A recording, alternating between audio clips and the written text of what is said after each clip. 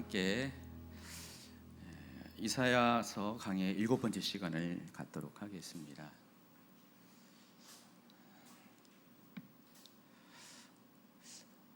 월요일부터 그 마스크 실외 해제가 됐는데 제가 다녀보니까 다 쓰고 계시더라고요. 해제하든 안 하든 상관없어요. 우리나라 분들은 알아서 조심하시고, 또 어떤 분들은 알아서 실내에서 벗으시더라고요. 아까 저녁 식사를 좀 이렇게 우리 권사님이 이렇게 교회에 있는 걸로 막 이렇게 뭐 묵은지 이런 것도 해가지고 이렇게 차려주셨어요. 일찍 오신 분들 드시고 했는데 너무 좋더라고요. 원래 이 교회가 이렇게 식탁 공동체를 통해서, 교제를 통해서 더 가까워지는 거잖아요. 우리가 예배를 통해서 하나님과 가까워지는 것처럼 우리는 식탁 공동체를 통해서 가까워지는데 오랜만에 그렇게 하니까 너무 좋습니다. 우리가 하나님과 가까이 가는 것 중요하고, 또 성도들도 서로 가까이 갈 수 있도록 우리가 서로 또 주님 안에서의 코인노리아에 또 신경 쓰는 여러분 되기를 부탁을 드리겠습니다. 오늘은 이사야 19장부터 23장까지를 다뤄드리도록 하겠고요. 지난번 강의에 이어서 이스라엘 주변국들에 대한 심판 예언을 연속적으로 다뤄드리도록 하겠습니다. 자, 지난번에 이제 2주 전에 제가 이렇게 강의를 했고요. 13장부터 23장은 이스라엘 주변국들에 대한 심판이라는 공통된 주제를 가지고 한 단락으로 구성되어 있다고 말씀을 드렸습니다. 늘 강조하지만은 성경은 나무를 보는 그 시야와 숲을 보는 시야가 동시에 있어야 돼요. 어느 한쪽만 치우쳐서는 절대로 안 됩니다. 두 가지가 겸비해야 돼요. 그래서 늘 이렇게 그 맥락을 중요하게 여겨야 됩니다. 숲을 보라는 겁니다. 그런 의미에서 지금 이사야 13장부터 23장은 하나의 숲이에요. 숲도 어떤 지역에 여기저기 숲이 있잖아요. 이쪽 지역에 숲이 있고 이쪽 여기도 숲이 있고.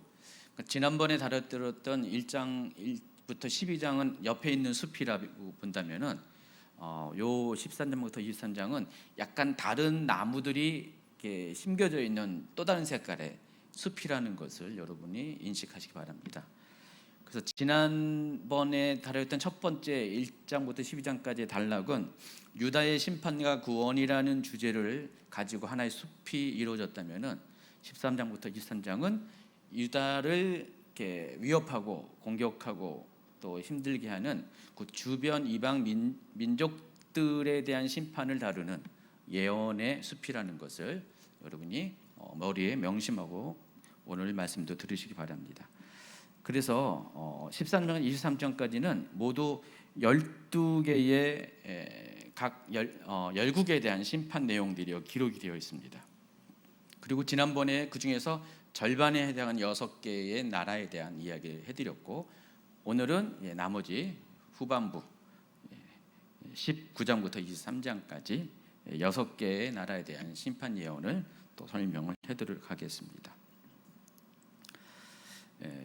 또 여러분이 이제 지난 강의에서 반드시 기억해야 할 핵심적인 내용 중에 하나가 이 이방 나라들에 대한 하나님의 심판은 결국 뭐와 기결된다고 그랬습니까? 이스라엘의 구원과 기결이 됩니다. 그러니까 이방 나라들이 심판을 받아야지 이스라엘이 구원을 받아요. 자, 이것을 설명하면서 제가 어떤 개념을 말씀드렸죠? 여호와의 날이라는 개념을 설명드렸습니다. 여호와의 날은 양면성을 갖고 있다고 그랬습니다. 그래서 한쪽 면은 심판이지만은 뒤집으면은 구원이에요. 어느 민족에게는 심판이 임하지만은 반대편 민족에게는 구원이 임한다는 것입니다. 그래서 어떨 때는 심판을 받을 때도 있고, 어떨 때는 다른 민족이 심판을 받음으로 또 이스라엘이 구원을 받을 때가 있습니다. 이해하시겠죠?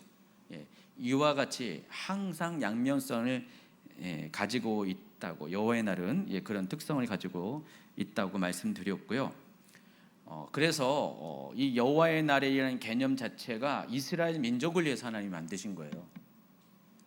그래서 이 선지서에 보면은 그날 뭐 더데이라는 그 표현들이 상당히 많이 나오는데 그날의 주인공은 이스라엘 민족입니다. 이스라엘 민족을 위한 여호와의 날입니다. 그래서 하나님께서는 이스라엘의 징계와 심판 그리고 반대면인 구원과 회복을 위해서 여호와의 날을 계획하셨고, 그래서 이스라엘은 여호와의 날에 심판을 받았고 또 다른 여호와의 날에 구원을 받게 됩니다.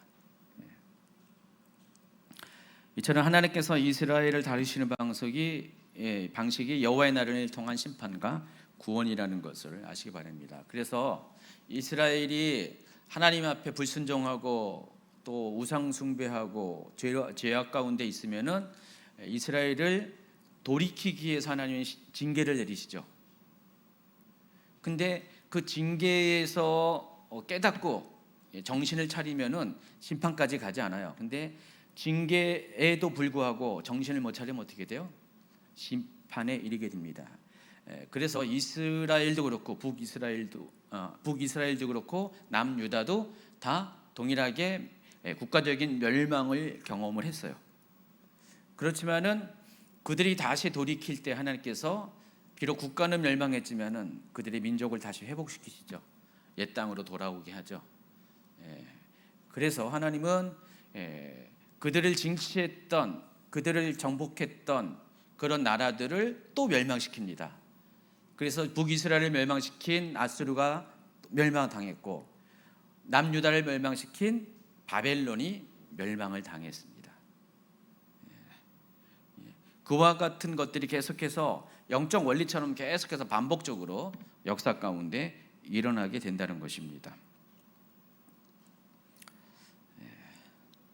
이와 같은 관점에서 이사야 13장, 23장을 이해해야 되고요.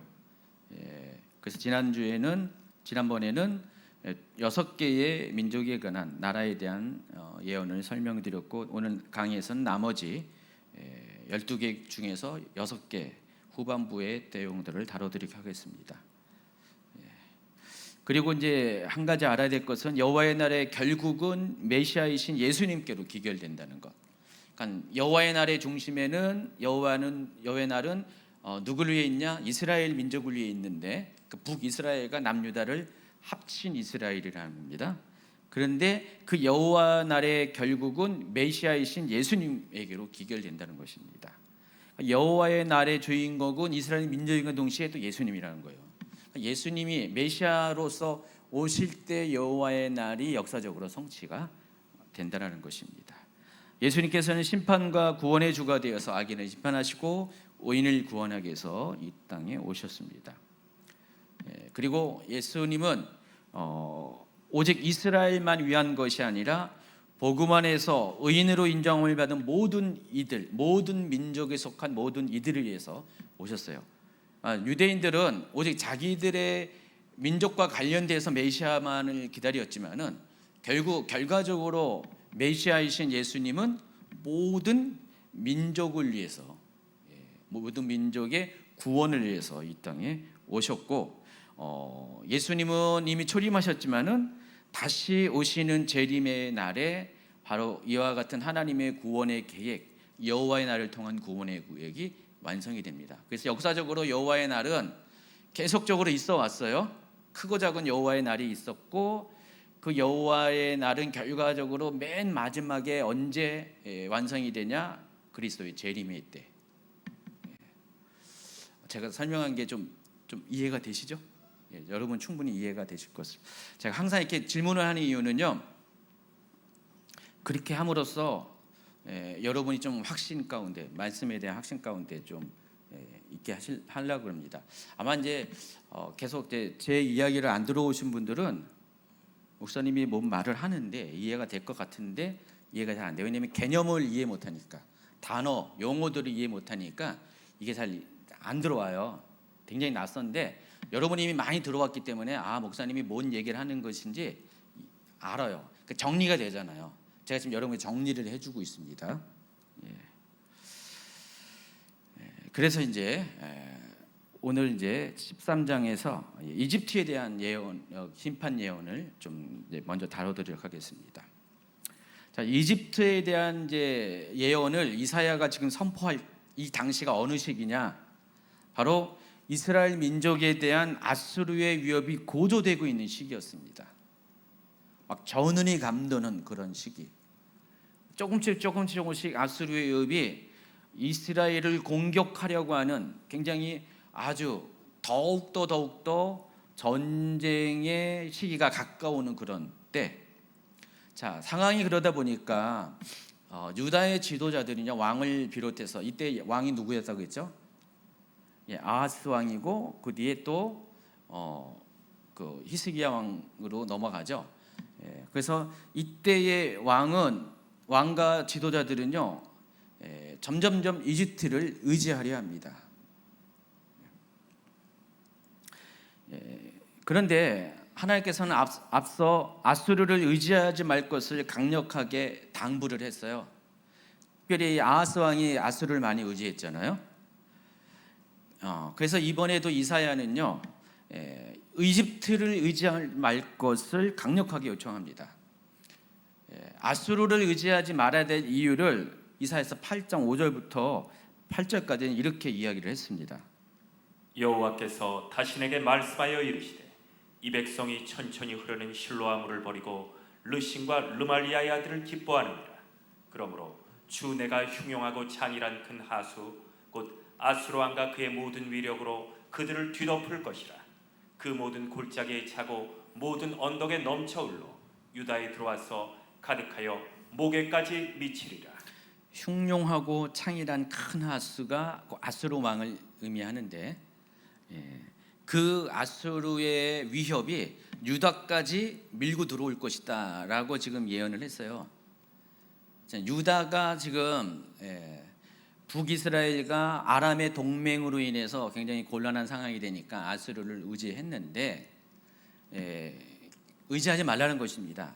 지금은 아수르가 너희를 도울 수 있을지 몰라도 결국은 아수르는 더 큰 하수가 되어서 앞에 북이스라엘과 아람의 공격은 그냥 작은 냇물에 불과하다면은 이건 큰 강물이 되어서, 범람하는 큰 강물이 되어서 이스라엘의 유다에 넘치게 할 것이다라고 경고를 하고 있습니다. 실제로 이것은 역사 가운데 증명이 됐습니다. 아수르는 처음에는 유다를 도와주었죠. 그런데 아람과 북이스라엘을 멸망시킨 후에는 곧바로 그 군대의 그 공격 방향을 유다를 향하게 됩니다.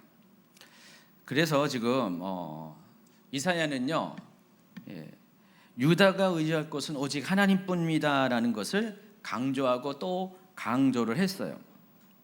마찬가지로 지금 이제 그 시대가 지나가면서 비슷한 상황 가운데서 이제는 이집트를 의지하려고 하는 이때에, 아니다, 이집트도 의지할 대상이 아니다. 왜냐하면 이집트도 마찬가지로 심판받아 멸망할 대상이지, 이 세상 어떤 그 세력도 어떤 존재도 하나님 외에는 의지할 것이 아무도 없다라는 것을 이야기해 주기 위해서 지금 19장에는 유다가 의지하려고 했던 그 이집트도 이와 같이 멸망할 것이다, 심판받을 것이다 라는 의미에서 이집트에 대한 예언을 하고 있는 거예요. 여러분, 지금 우리 대한민국도 비슷한 상황이잖아요, 그렇죠? 우리나라 정치인들이 보면은 한쪽에서는 서로 이렇게 누구는 친중, 누구는 뭐 친미 또는 친일 해가지고 서로 당신들은 친중파다, 당신들은 친미 친일파다 해가지고 서로 갈라져 있잖아요. 근데 어느 정도는 뭐 틀린 건 아니잖아, 그렇죠? 어떤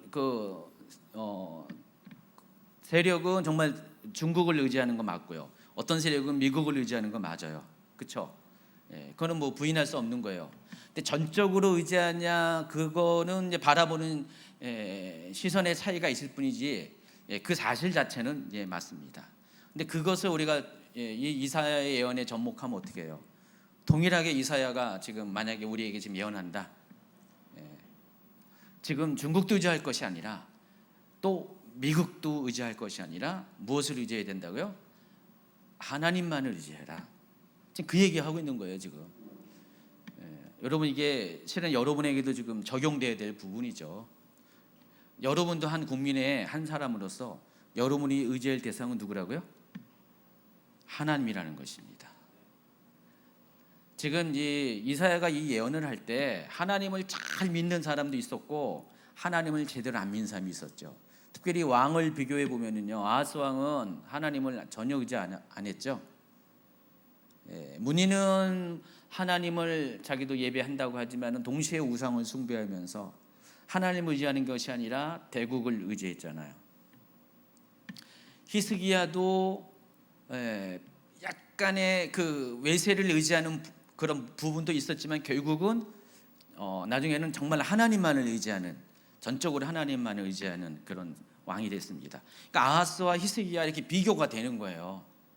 근데 국민들도 마찬가지라는 겁니다. 국민들도 정치인만 그런 게 아니라, 왕만 그런 게 아니라 국민들도 어떤 사람은 아수르를, 어떤 사람은 이집트를 의지합니다.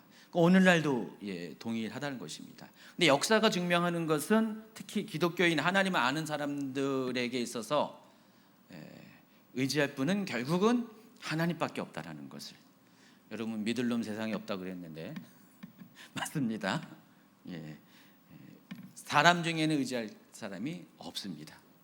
오직 여러분 하나님만을 의지하세요. 여러분의 살 길은 하나님밖에 없습니다.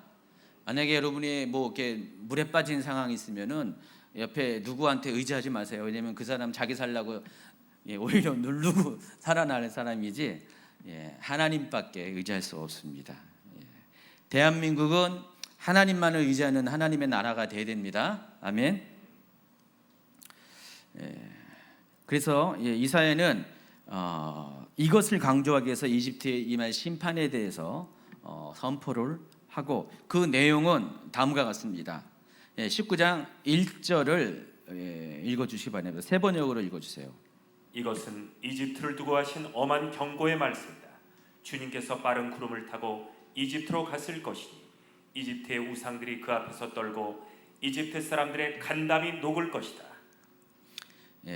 제가 이제 오늘 하면서 약간 이렇게 번역들이 좀 이렇게 어려운 것들, 아니면 좀 보충 설명이 있는 것들은 새 번역도 추가하고 또 쉬운 성경도 추가했습니다. 몇 군데는.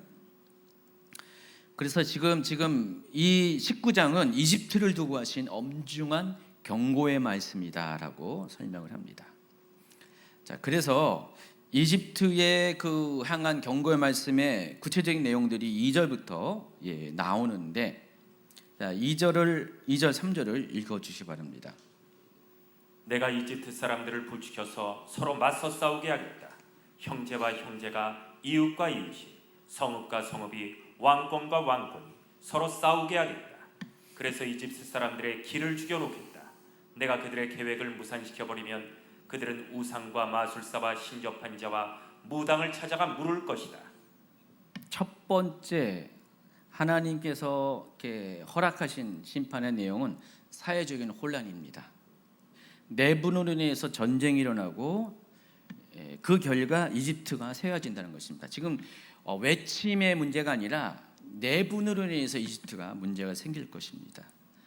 상황이 그렇게 되다 보니까 사람들은 지혜를 구하고자, 혼란한 시대에는 어떻습니까? 사람들이 뭔가를 의지할 대상을 찾죠. 그래서 우상과 마술사와 신접한 자와 무당을 찾아가게 될 것이다. 그 예언을 하고 있어요. 이 부분에 대한 이 설명은 좀 이따 할 거예요. 일단은 이집트가 이렇게 될 것이다는 예언의 첫 번째 내용이 이와 같은 예언이 선포됐다는 것입니다. 그래서 4절에 보니까 이집트 정부는 몰락하게 되고 백성들은 잔인한 통치자의 손에 넘겨지게 될 것이다. 자, 이와 같은 예언을 이제 이사야가 선포를 합니다. 자, 근데 이 예언이 선포될 당시 이집트 상황이 진짜 그랬어요. 이집트가 내란과 폭정으로 인해서 정치적으로 매우 불안정한 시기였습니다. 지난번 강의에서 제가 구스, 곧 에티오피아에 대한 예언을 이제 설명했잖아요. 바로 직전 강의에서 이사야 18장에서 설명하면서 당시 이집트의 상황을 어떻게 이야기했습니까? 당시 이집트의 왕조는 누가 통치하고 있었습니까? 제 25왕조가 통치하게 했는데 25왕조가 BC 715년부터 664년까지 약 한 50년인가요? 그렇죠. 50년이죠. 50년 동안 이집트를 통치했습니다. 원래 이집트는 이집트 사람이 통치해야 정상이잖아요. 근데 요 당시에는 50년 동안을 이집트 사람이 통치한 게 아니라 그 밑에 있는 이집트 밑에 있는 구스 지역의 그러니까 지금의 에티오피아 사람들이 와서 이집트를 통치했어요.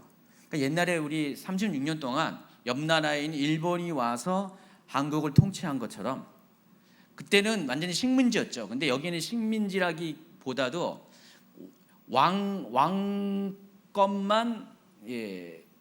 구스 사람이에요. 그러니까 백성들은 다 이집트 사람이고 신하들도 다수가 이집트 사람인데 그 왕이 에티오피아 사람이라는 것입니다. 우리는 지금은 잘 이해가 안 되는데 옛날에는 이런 사례들이 참 많이 있었습니다. 그러니까 백성들은 그대로 있고 왕만 다른 나라 사람이 와서 통치를 해요. 여러분 영국도 그랬거든요. 옛날에 프랑스 왕조가 영국을 몇 세기 동안 지배도 했고 막 그랬거든요. 그런 역사들이 참 많이 있습니다. 지금 그런 상황이에요. 그래서 50년 동안 존속했던 제25왕조가 바로 구스 사람들이 세운 에티오피아 사람들이 세운 왕조였습니다. 근데 이 구스 왕조가 영향력이 점점 약해지면서 25왕조 후반에 가서는요 어떤 일이 벌어졌냐면은 이집트 땅이 상당히 넓은 편이거든요. 넓다 보니까 지역에 노모스라고 하는 지역 세력들이 있습니다. 이 노모스는 우리식으로 말하면 도를 가리켜요. 경기도, 강원도. 그러니까 이렇게 42개의 행정구역이 있어요. 이집트에 42개의 행정구역을 가리켜서 노모스라고 부르는데 옛날에는 그게 어떤 개념이냐면 봉건 영주 있죠. 영주가 통치하고 또 왕이 이제 전체 나라를 이렇게 통치했잖아요. 그러니까 지방 세력들입니다. 그러니까 42개의 지방 세력이 있었고 그 중에서 12개의 이 노모스가 돌아가면서 왕이 되는 그런 형태. 오늘날 여러분 여기 중동에 보면은 아랍에미레이트가 그렇잖아요. 여기 각각의 지역에 한 5개인가 몇 개 있잖아요. 토국이 있고 거기에 그 왕들이 돌아가면서 그 연합국의 왕이 되기도 하잖아요. 대표를. 그런 식으로 25왕조 말엽에는 그런 식으로 이렇게 됐었어요. 그러다 보면 어떻게 해요? 아주 절대적인 집권 세력이 없다 보니까 서로 싸우고 내분이 막 일어나고요. 그래서 아주 말이 아니었다는 것입니다. 바로 이때에 그 사이스라는 지역에 그 뭐라고 불러야 돼요? 영주라고 부르는 게 낫겠죠. 영주에 해당하는 삼메티쿠스. 그냥 이름은 정확하게 기억 안 하고 그런 흐름만 알면 돼요. 삼메티쿠스라는 사람이 드디어 이집트를 통일시켜 버립니다. 이렇게 아시면 되겠네. 옛날에 그 중국의 역사를 보면은 진나라의 시왕이 중국을 통일하기 전에 중국이 완전히 그냥 각 지역 맹주들이 있었잖아요. 바로 그때 그것을 배경으로 지은 소설이 삼국지잖아요. 바로 그 상황을 여러분이 이해하시면 됩니다. 그래서 삼메티쿠스가 이집트 전 지역을 통일시켜가지고 강력한 중앙 집권 국가를 세우는데 이게 바로 제26왕조예요. 그리고 이 삼메티쿠스는 굉장히 잔인하고 포악한 독재자였고요. 그의 아들이 바로 성경에 등장하는 느고, 바로 느고예요. 느고 왕이었습니다. 열왕기하 보세요. 느고 왕이 어떤 사람인지. 요시아 당시에 애굽의 왕 바로 느고가 아수르 왕을 치고자 하여 유브라데 강으로 올라가므로 요시야 왕이 맞서 나갔더니 애굽 왕이 요시야를 무깃도에서 만났을 때 죽인지라. 예, 요시야 왕을 죽인 사람이 바로 느고 왕입니다. 예, 그리고 느고가 요시야의 아들 엘리야김을 요시야를 대신해서 왕으로 삼고, 또 그의 또 요시야 왕의 둘째 아들이 먼저 왕이 됐었는데, 이 여호아스는 애굽으로 이집트로 볼모로 데려간 그 사건을 지금 소개하고 있습니다. 바로 이때의 이집트의 왕이 느고였습니다. 제 26왕조의 두 번째 왕이고요. 이집트를 통일시킨 삼메티쿠스의 아들이었습니다. 이때 이제 이집트가 반짝 또 전성기를 맞이합니다. 반짝 전성기를 맞이해요.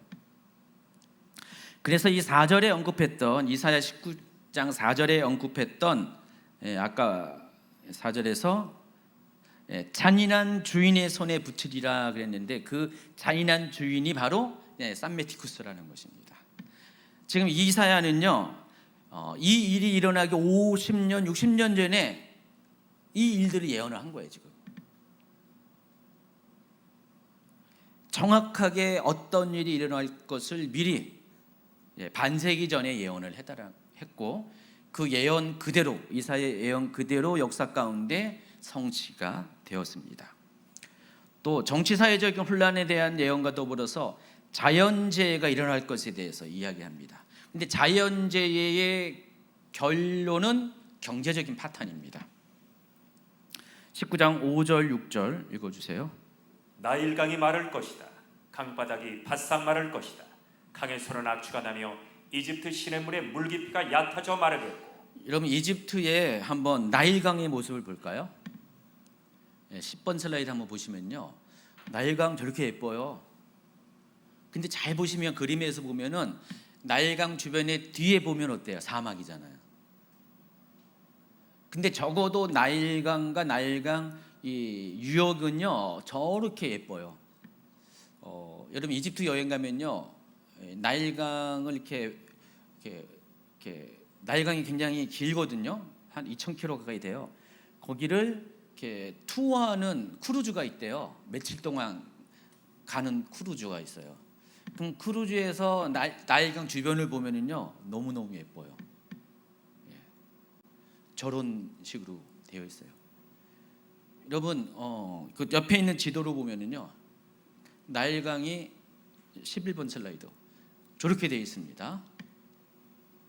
저런 식으로 흘러내려 가지고 이집트 전 지역을 남북으로 쫙 이렇게 해가지고 저쪽에 델타 지역, 삼각주 지역까지 쭉 뻗어나가서 지중해로 빠져나갑니다.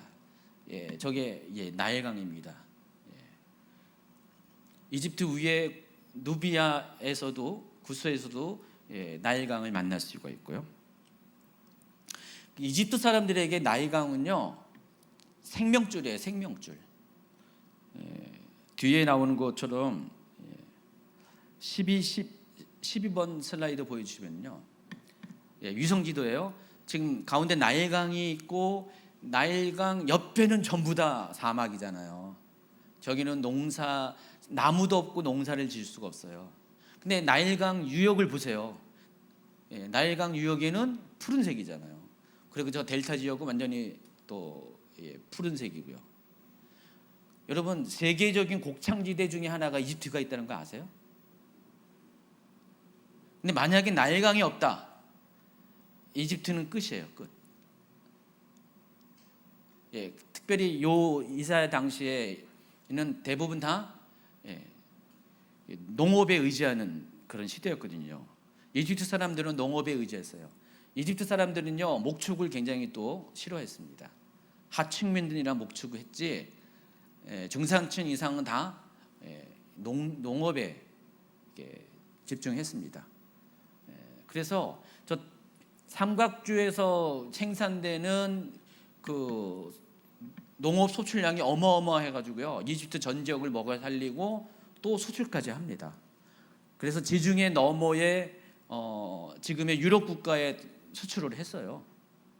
그 정도로 땅덩어리 대부분은 사막인데, 저 나일강 때문에 이집트가 또 굉장히 유명한 농업 국가가 됩니다. 근데 지금 이사야 예언은 바로 그 이집트의 생명줄인 젖줄인 나일강을 말라붙게 한다라는 것입니다. 결국은 자연재해이지만은 궁극적으로는 경제 파탄을 지금 예언을 하고 있습니다. 정치 사회적인 혼란과 더불어서 독재자의 등장을 예언하고 지금 여기서는 경제 파탄이 일어나게 될 것이다. 그 얘기가 계속 6절 후반부부터 10절까지도 계속 이어지고 있습니다. 요즘 이제 세계적으로 인플레이션이 문제가 많습니다. 지금 다들 이제 조금씩 살기 어렵다는 얘기들이 막 터져나오고 있어요. 이번에 이스라엘 선교팀이 아주 제가 이제 얘기를 들어보니까 두 가지가 많이 힘들더라고요. 이스라엘이 너무나 고물가 해가지고요. 물론 바쁜 일정 때문에도 힘드는데 물가가 그러다 보니까 뭐 제대로 사 먹을 게 없어요. 제가 그래서 이게 우리 팀장님한테 돈 아끼지 마시고 돈 때문에 근검대지 마시고 이제 후원금 이제 전달 받은 것도 있으니까 좀 이렇게 필요할 때 좀 마음껏 사 드시라고 했는데도 못 사 드시는 거예요. 아니 사 먹을 데가 별로 없어요. 밥 먹을 데가 별로 없어가지고 엊그저께 겨우 한 5일 만에 여기 치킨 몇 조각을 먹었는데 제가 여러분께 공유한 것처럼 뭐 윙 하나가 날개 쪽지 하나가 2,000원.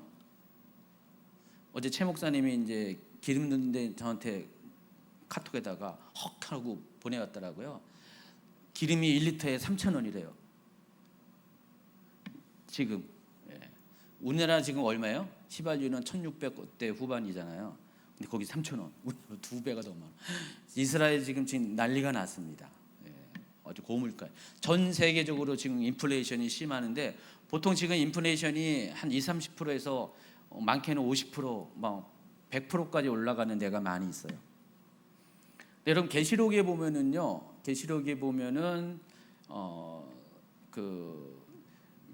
세 번째 그 말탄자가 등장할 때 검정색 말탄자가 등장하잖아요. 그 검정색 말탄자가 등장하면은 그것이 의미하는 것은 기근을 의미해요. 현대적으로 이야기하면은 여기 이집트가 그런 것처럼 경제적인 파탄이 오게 된다는 것입니다. 근데 거기에서 표현한 것들을 문자 그대로 보면은요, 인플레이션이 1,600%예요. 그러니까 계시록에 나와 있는 세 번째 인이 떼어질 때에 경제적 기근이 타격이 오는데 그때 인플레이션이 1,600%. 그러니까 16배가 오른다는 거죠.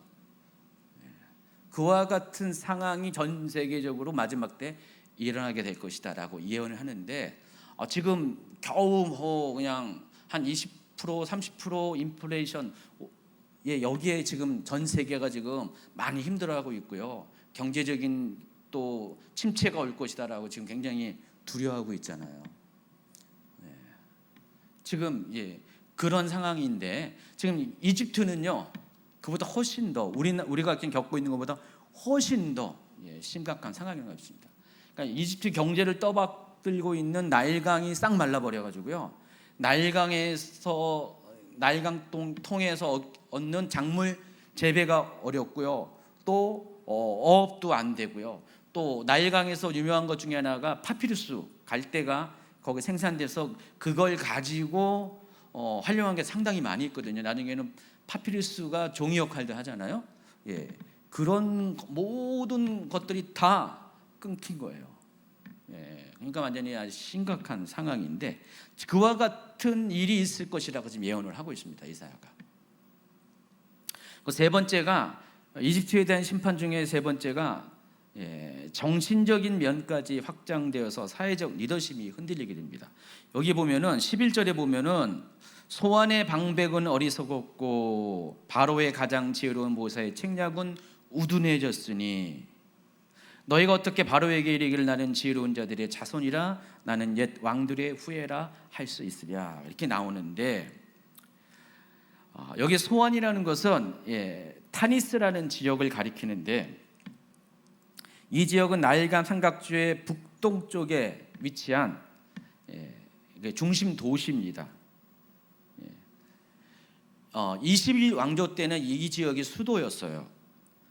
또 뒤에 보면은 노베에 대해서 얘기했는데, 성경 여러분 노비라는 지역명을 들었는데, 노브는 바로 멤피스를 의미합니다. 이 멤피스는 여기도 이집트 고왕국 때의 수도였습니다. 중요한 것은 이 소안과 노브는 이집트에서 굉장히 오랫동안 굉장히 전통 있는 도시였고요. 이곳에서 많은 정치적인 리더들이 배출되었어요. 그러니까 이집트를 이끌어 가고 있는 그런 학자들, 정치인들을 배출하는 그런 도시였습니다. 학문의 도시, 이런 도시였습니다. 옛날에 여기서 배출된 사람들이 이집트 정치를 이끌었고 이집트를 통치를 했는데, 앞으로가 되면은 이사야가 지금 예언하는 거예요. 거기에 옛날에는 그랬었는데 마지막 여기 이집트의 이제 멸망 나중에 되면은 거기서 출신들이 전부 다 우둔해져 가지고요. 전체적으로는 이집트 전체가 옛날과 같은 지혜로운 자가 생겨나지 않을 것이다. 가령 이제 미국 같은 경우요, 전 세계 인재가 다 몰리잖아요. 그렇죠? 전 세계에서 인재들이 다 모여가지고 미국은 다인종 다문화 국가인데, 그러니까 미국이 세계 최강이 될 수 있는 것은 인재, 자원과 국토와 인재, 그렇죠? 물론 그 배경에는 하나님을 믿는 신앙이었죠. 근데 인재가 엄청 많았잖아요. 근데 과거와 달라요. 지금 미국은요. 과거처럼 전 세계에 인재가 모이는 그때의 영광은 아닙니다. 점점 시간이 지나가지고 미국이 그렇게 되지 않을 수도 있을 수도 있다라는 것입니다. 여기 상황, 이집트 상황이 그런 거예요.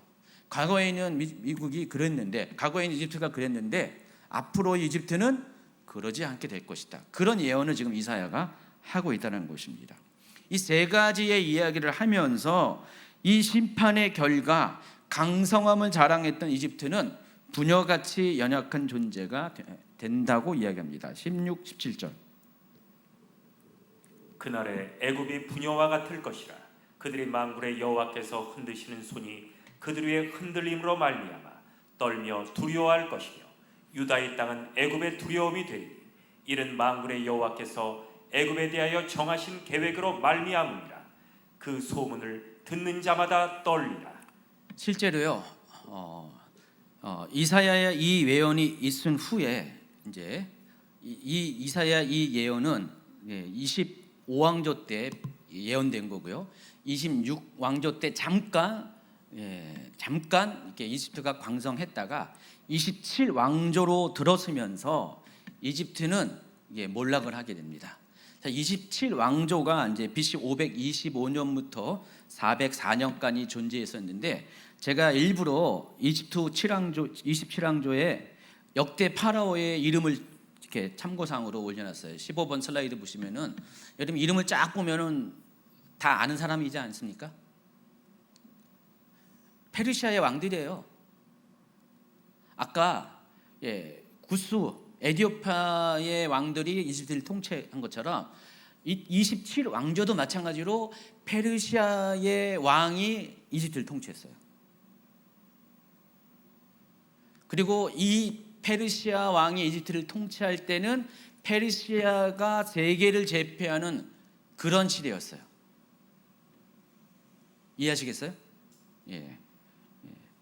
그래서 이때 이후로 이집트는 완전히 폭망해가지고 지금까지 벌써 2500년이 되는 그 이후의 역사 동안에 이집트는 더 이상 옛날과 같이 일어서지 못합니다. 그러다 보니까 예전에는 메소포타미아 지역에 있는 강대국과 이집트가 서로 유다 땅, 가나안 땅을 두고 서로 차지하려고 경쟁했던 시대가 있었는데, 이때 이후로는요 더 이상 경쟁을 못해요. 오히려 유다의 영향을 받게 된다는 것입니다. 이해하시겠습니까? 그런 것이 지금 예언을 하고 있어요, 이사야가요. 그리고 그 예언 그대로 성취가 되었습니다. 자, 그런데 이제 19장 후반부로 가면은요, 전반부에는 이와 같이 이집트에 대한 심판 메시지를 전했고, 후반부는 갑자기 분위기가 싹 바뀌어 버려 가지고요, 이집트의 회복과 구원에 대한 메시지가 선포됩니다. 늘 그랬듯이 선지서의 똑같은 특징처럼 유다만, 이스라엘에만 그런 것이 아니라 하나님은 일부 국가에 대해서는요, 심판과 회복에 대한 메시지를 동시에 전하는데, 그 중에 이제 이집트도 그에 해당하는 것입니다. 근데 중요한 것은요, 그 회복이, 이집트의 회복이 과거에 그들이 누려왔던 정치 경제적 회복이 아니라 영적 회복에 집중되어 있다는 것입니다.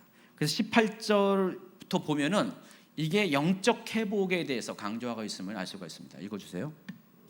그날의 애굽 땅에 가나안 방언을 말하며 만군의 여호와를 가리켜 맹세하는 5 성읍이 있을 것이며 그중 하나를 멸망의 성읍이라 칭하리라. 그날의 애굽 땅 중앙에는 여호와를 위하여 제단이 있겠고 그 변경에는 여호와를 위하여 기둥이 있을 것이요 이것이 애굽 땅에서 만군의 여호와를 위하여 징조와 증거가 되리니 이는 그들이 그 압박하는 자들로 말미암아 여호와께 부르짖겠고 여호와께서는 그들에게 한 구원자이신 보호자를 보내사 그들을 건지실 것입니다. 여호와께서 자기를 애굽에 알게 하시리니 그날에 애굽이 여호와를 알고 제물과 예물을 그에게 드리고 경배할 것이요 여호와께 서원하고 그대로 행하리라. 여호와께서 애굽을 치실지라도 치시고는 고치실 것이라. 그들이 여호와께로 돌아올 것이라. 여호와께서 그들의 간구함을 들으시고 그들을 고쳐 주시리라.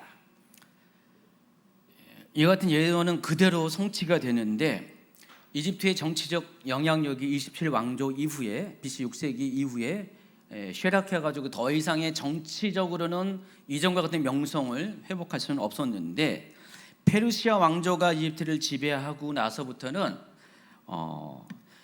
이집트가 세계와의 그 물결 가운데 들어가게 됩니다. 그래서 이 이집트에 수많은 유대인들이 이주하기 시작해요. 가나안 땅에서 유대인들이, 똑똑한 유대인들이 이집트를 들어오게 됩니다. 자연스럽게 유대인들의 이집트에서의 영향력이 확대되면서, 특별히 델타 지역, 삼각주 지역, 특히 알렉산드리아 같은 데는요, 아주 거대한 유대인 공동체가 거기 형성이 됩니다.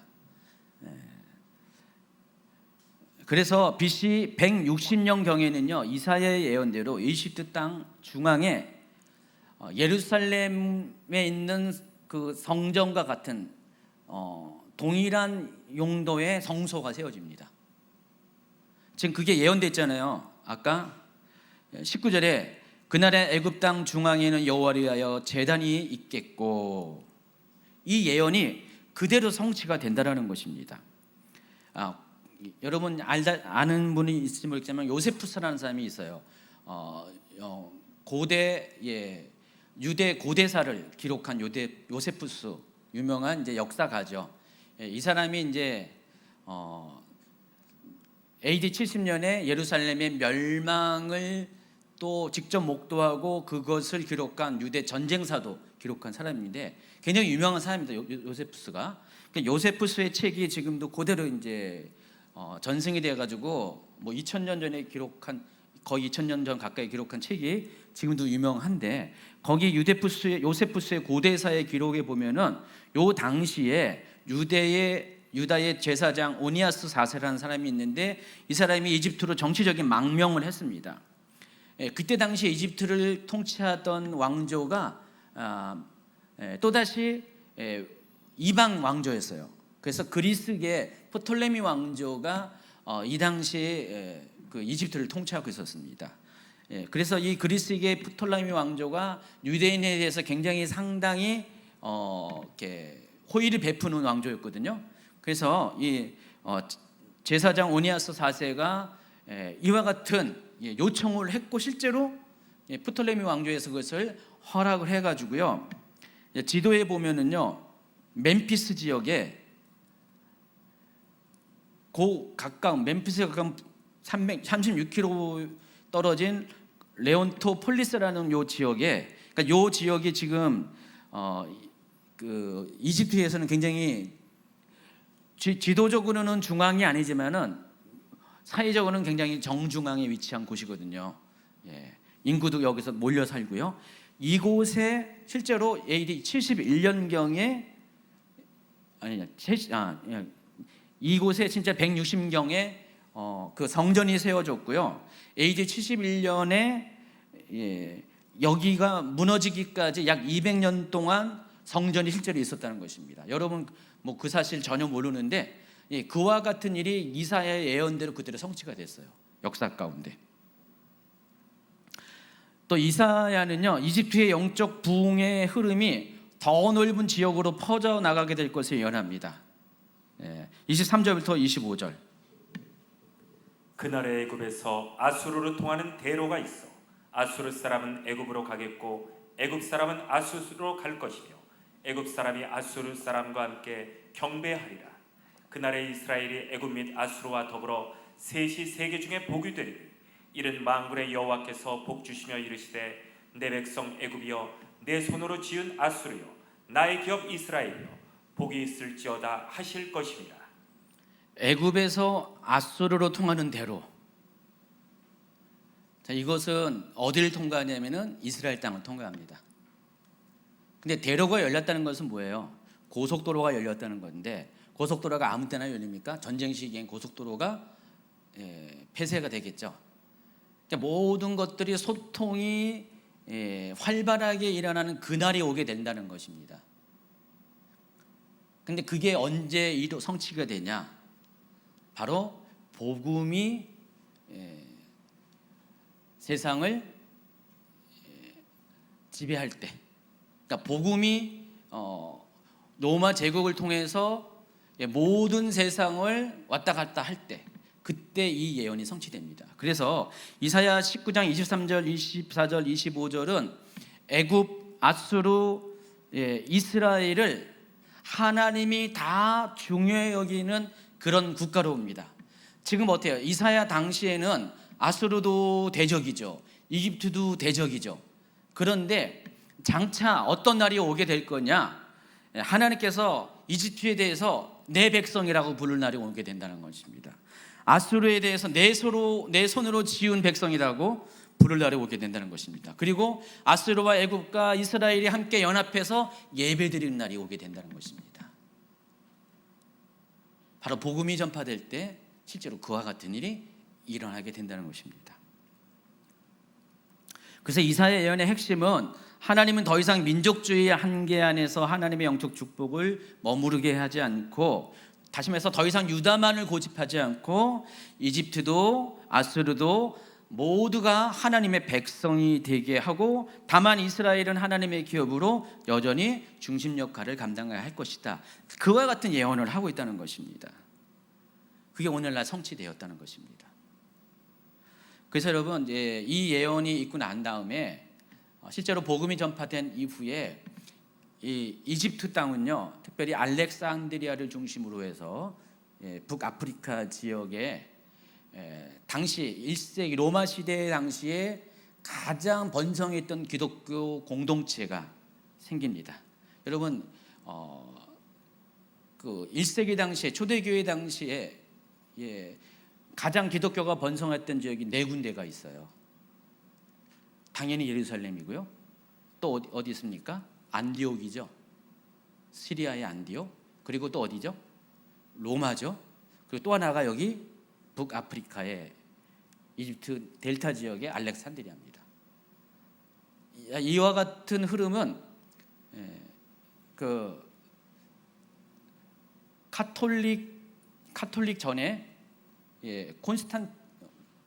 비잔틴 제국이죠. 비잔틴 제국까지 흐름은 그대로 유지가 됩니다.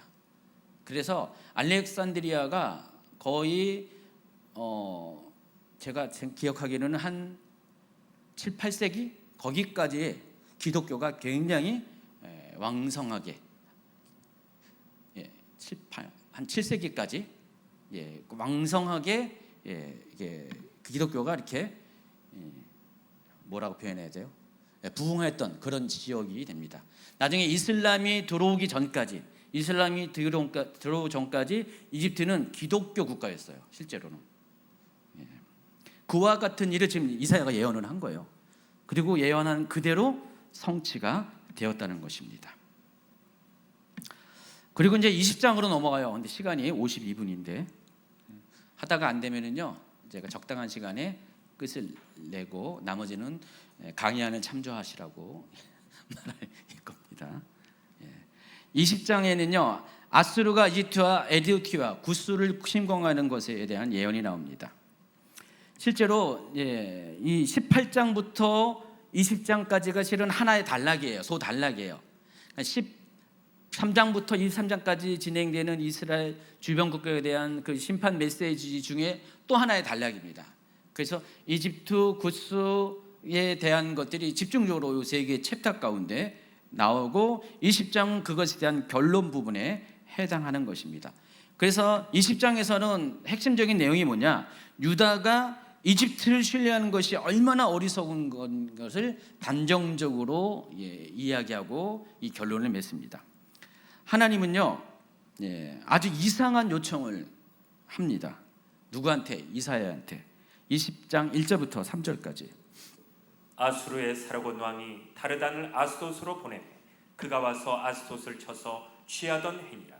그때 여호와께서 아모스의 아들 이사야에게 말씀하여 이르시되 갈지어다 네 허리에서 배를 끌고 네 발에서 실을 벗을지니라 하시매 그가 그대로 하여 벗은 몸과 벗은 발로 다니니라.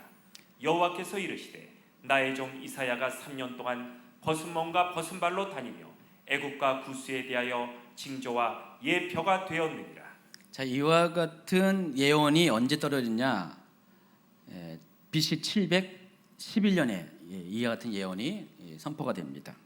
하나님께서 뭐라고 했냐면은 3년 동안 이사야로 하여금 옷도 입지 말고 신발도 신지 말고 산란한 거예요. 그러면서 애굽과 구스에 대해서 이사야의 모습이 예언적인 행동이 되어서 애굽과 구스가 에티오피아가 이와 같은 꼴을 보일 것이다 라는 것을 몸으로 예언하라는 것입니다. 여러분, 선지자 되는 게 아주 쉽지가 않아요. 그렇죠? 제가 지난번에 5강인가 어디서 얘기했듯이 호세아 같은 경우 어떻게 해요? 하나님이 그 이스라엘의 운명에 대해서 이야기하면서 예표로서, 징표로서 뭘 이렇게 요청했습니까? 음란한 여자랑 결혼해가지고 음란한 자녀들을 낳아가지고 그것이 예표가 되게 하라 했잖아요. 뭐 호세아가 뭔 죄예요? 근데 그렇게 했어요. 이사야에게도 앞서서 뭐 했습니까? 2명의 아들의 이름을 가지고 또 유다의 운명에 대해서 이야기하잖아요. 여러분, 그 스알 야숲이라는 이름은 남은 자가 돌아온다는 것은 그나마 좋은 이름인데, 마헬살랄 하스바스라는 이름은 어떤 이름이라고 했어요? 약탈은 신속하게 하고 파괴는 확실하게 하라. 그런 전쟁 군사 용어, 그것을 아들의 이름으로 이렇게 지으라는 겁니다. 근데 그게 결국은 유다의 운명이 될 것이다 라고 이야기하는 거예요.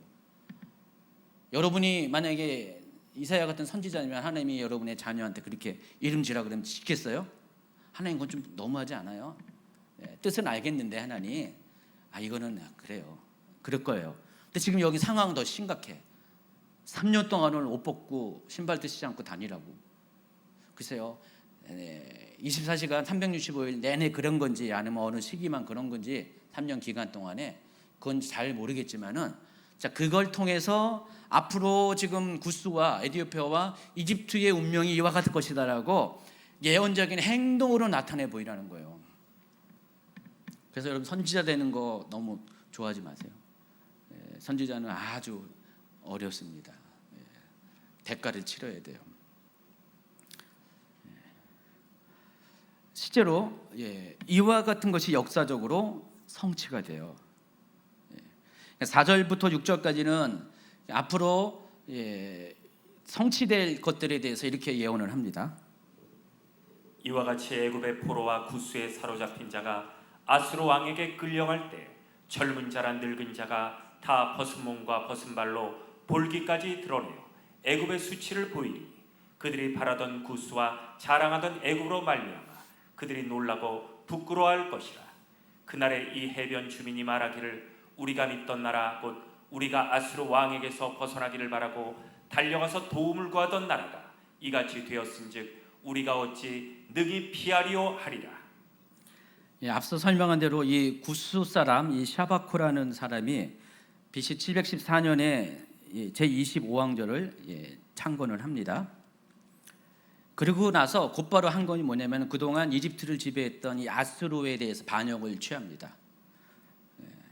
당시 이제 아수르의 왕이 사르곤 왕이었는데 메소포타미아 지역에 있는 바벨론과 우라르투라는 그 지역에서 반란이 일어났어요. 그것을 진압하고 있었습니다. 그래서 아수르의 그 국력이 다 그쪽으로 집중되고 있었어요. 바로 이때를 노려서 때마침 이제 이집트 통일시켰잖아요. 그래서 그 여기 아수르를 반란을 일으켜가지고 더 이상 섬기지 않게 됩니다. 바로 또 그때에 블레셋에 5개 5대 도시가 있잖아요. 그 중에 하나인 이 아스돗에서 아스돗 왕이 아주리 왕인데 이 사람이 똑같이 그 흐름 가운데 이집트의 지원을 기대하면서 아수르에 또 반역을 합니다. 아수르 동맹을 주도하게 됩니다. 이때가 713년이에요. 이집트가 통일된 게 이보다 2년 뒤인데 이 713년에 앞서서 이와 같은 일이 있습니다. 그런데 이 샤바코의 예상과 달리 사르곤 왕은 신속하게 반란을 진압하게 됩니다. 그리고 나서 사르곤 왕이 눈길이 간 것이 바로 직접적으로 공무를 중단시켰던 가장 가까운 아스돗, 상대적으로 만만하죠. 이집트는 덩치가 크지만 아스돗을 공격해서 철저히 진압한 다음에 이 아스돗 왕 아주리의 동생 아히마티를 섭정으로 세웁니다. 근데 얼마 후에 이 아수르가 세운 이 섭정 아히마티를 그 아스돗 사람이 야만이라는 사람이 축출하고 왕위를 쟁탈합니다. 그랬더니 사르곤 왕이 또 다시 군대를 보내요. 야만이가 두려워서 이집트로 도망을 합니다. 그 후에 아수르가 아스돗을 총독 관할로 만들어서 더 이상 나라가 존속하지 못하게 하고 직접 통치를 하게 됩니다. 그리고 나서 동시에 이집트에 대한 정복을 준비하고 그로부터 30년이 지난 BC 681년에 후대 왕인 에살핫돈 왕이 마침내 이집트의 멤피스를 점령합니다. 아까 노비라는 지역이죠. 가장 중요한 지역이라고 했죠. 그리고 669년에는 에살핫돈 왕의 아들인 아스루바니팔이 또다시 이집트를 침공하고 정말 이사야가 예언한 그대로의 일이 역사 가운데 성취가 됩니다. 실제로 이사야가 예언한 그대로 이집트 사람들은요 귀족이나 남녀노소 상관없이 전부 다 끌려가는데 벌거벗은 아수르는 역사상으로 가장 잔인했던 제국 중에 하나거든요. 그렇게 끌려가게 됩니다. 그 같은 수치를 당하게 되고요. 바로 그때 여기 해변 주민이 누구를 가리키냐면은 블레셋 민족을 말하는 거예요. 블레셋 사람들이 생각하기를 그동안 우리가 이집트를 의지해서 이렇게 했는데 그 강성했던 이집트까지 저렇게 되는구나. 우리는 누구를 의지하리요? 우리는 어떻게 피할 것이요? 라고 이렇게 할 것을 이런 일이 있을 것이라고 지금 이사야가 예언을 한 거예요 지금. 그리고 역사 가운데 그대로 성취가 되었다는 것입니다. 여러분 이사야 예언은 놀랍지 않습니까? 아주 후대에 가까운 거는 몇십 년, 100 몇십 년, 거의 200년 가까이 뒤에 일어날 일들을 정확하게 예언을 합니다.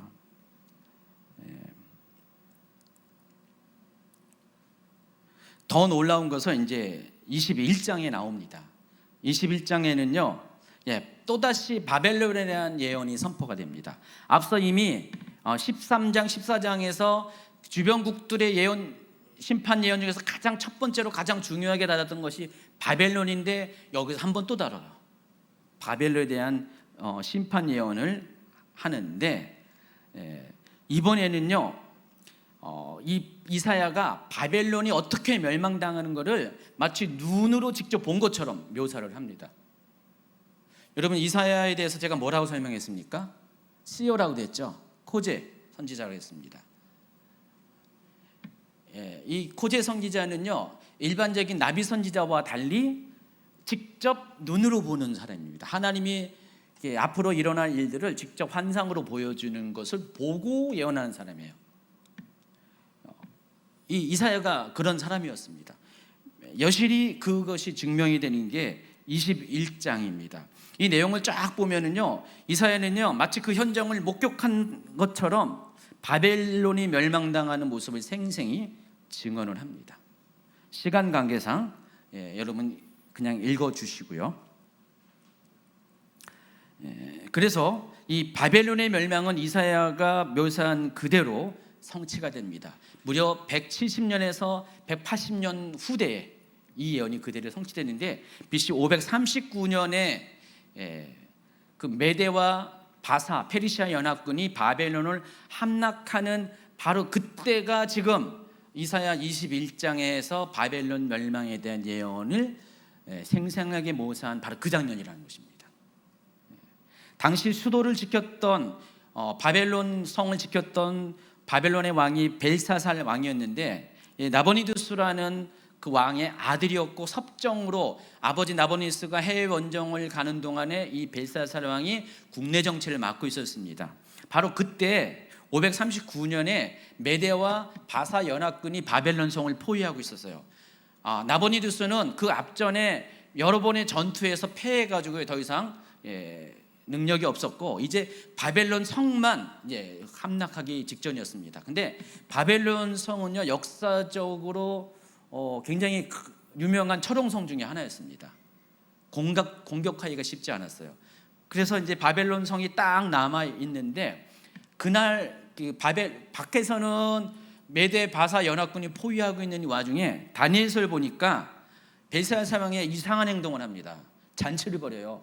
지금 바깥에는 적국이 군대가 포위싸고 있는데 귀족 1000명을 불러가지고 벨사살 왕이 잔치를 벌입니다. 여러분, 다니엘서 5장의 사건이 바로 그 사건입니다.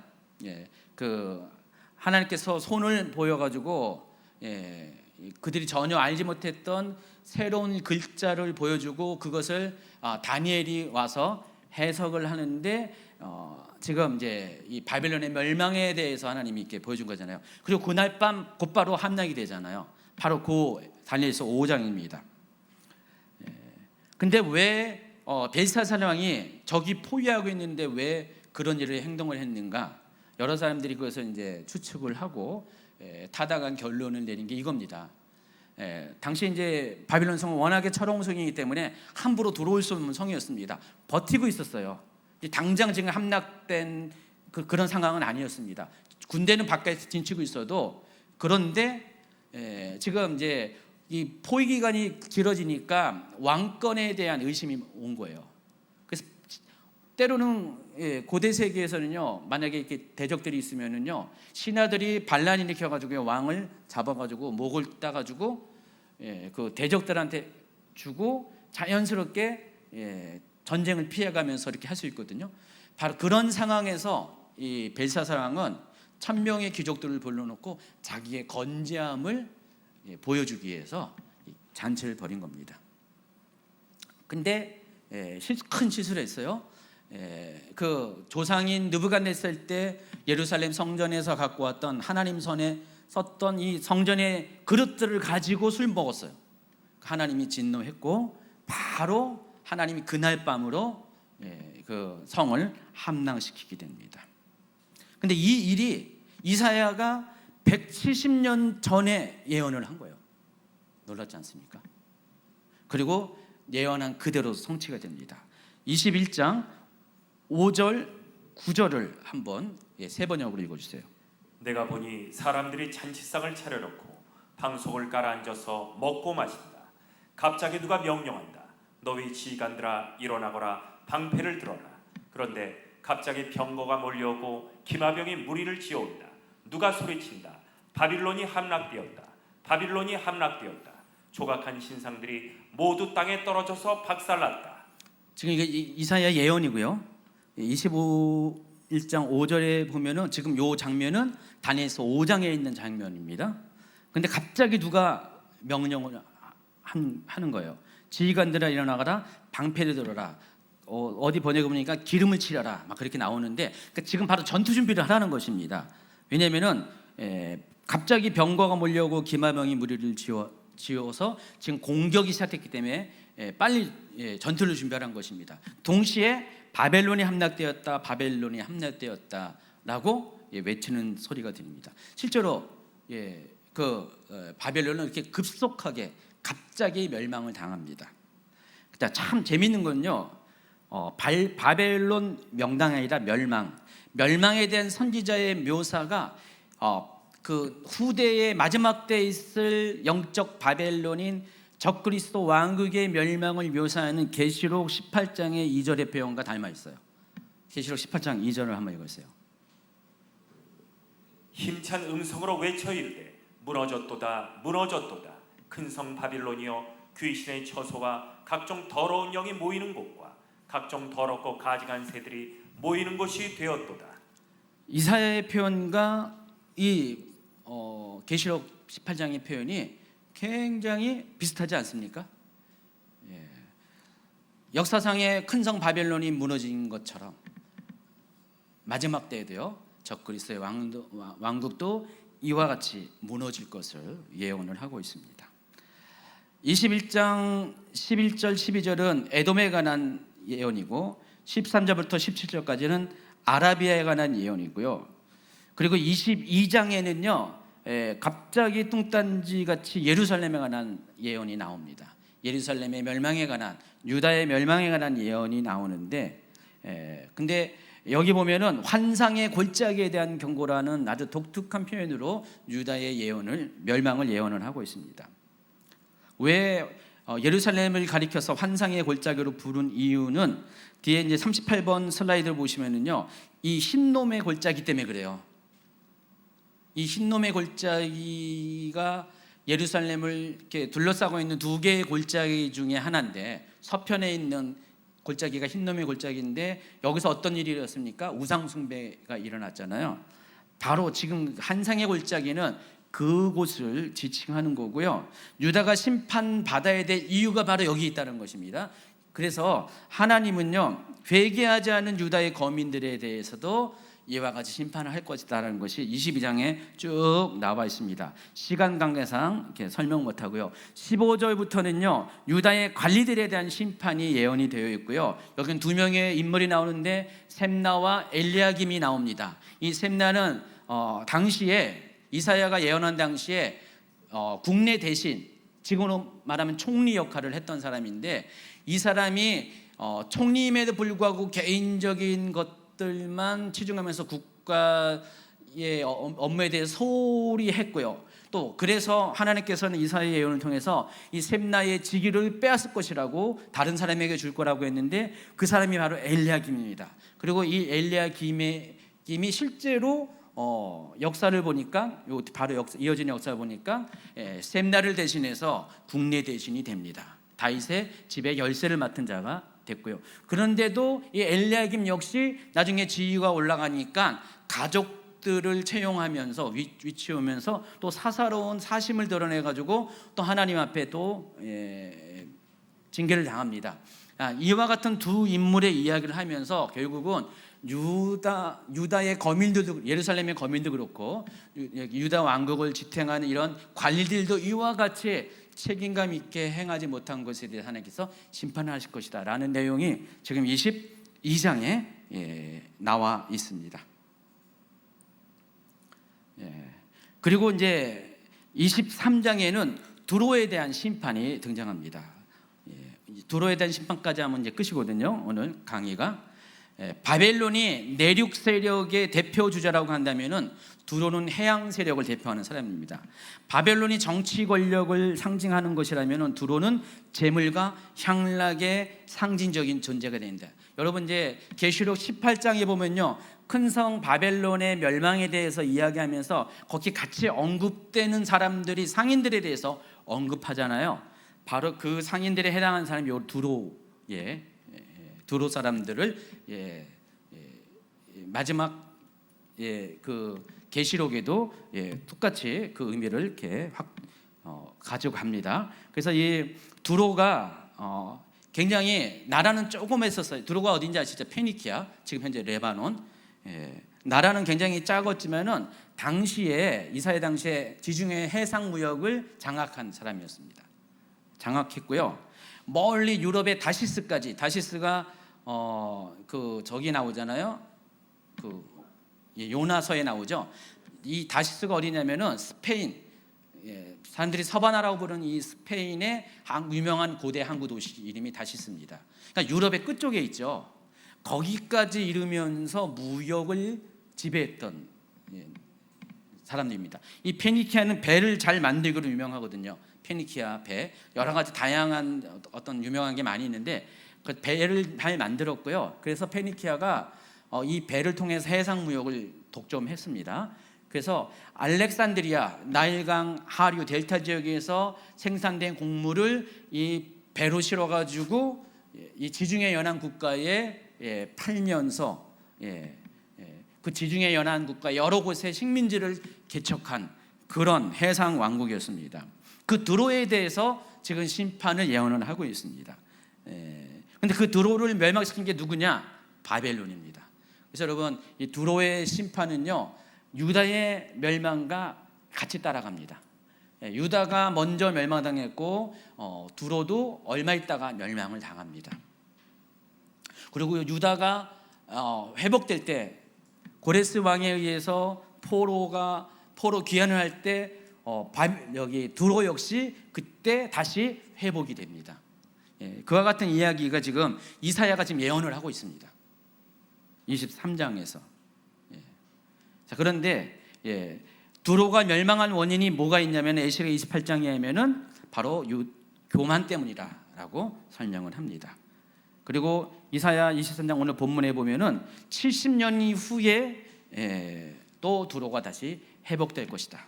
근데 회복되지만은 또 다시 옛날처럼 그와 같은 짓을 할 것이고, 그렇지만은 또 18절에 보면은 두로가 나중에 에스라 시대에는 포로에서 귀환한 이스라엘을 또 섬기는 일에 또 한 몫을 감당을 하게 됩니다. 그들이 벌어놓은 돈을 가지고.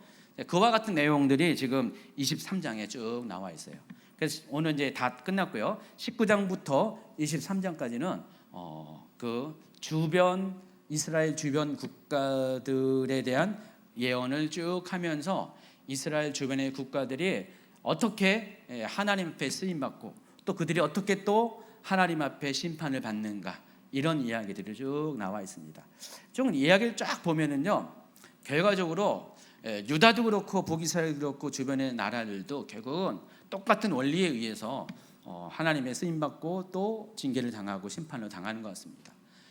하나님을 말씀을 존중하고 하나님을 예배하는, 또 하나님의 언약을 지키는 민족은 하나님께서 그에 상응하는 보호하심과 또 축복을 주십니다. 그런데 반대로 하나님을 섬기지 않고 우상을 숭배하고 하나님이 가증히 여기는 것들을 좋아하는, 또 악을 행하는 민족들은 똑같이 하나님이 심판해요. 그래서 그런 것들이 역사적으로 계속해서 반복이 되고 엎치락뒤치락하면서 이스라엘 중심으로 주변의 국가들에게 그런 일이 발생하면서 우리에게 주는 메시지는 그겁니다. 아주 심플하죠. 그와 같이 역사가 증명하듯이 하나님과의 언약을 지키는 것과 지키자는 것이 얼마나 큰 차이를 가져두는 것을 알기 때문에 여러분에게 뭐라고요? 아까 초반부 얘기처럼 어떤 누구도 의지하지 않고 오직 하나님만을 의지하는 민족이 되라고, 하나님만을 의지하는 여러분이 되기를 지금 이사야는 오늘날 버전으로 여러분에게 충고를 하고 있습니다.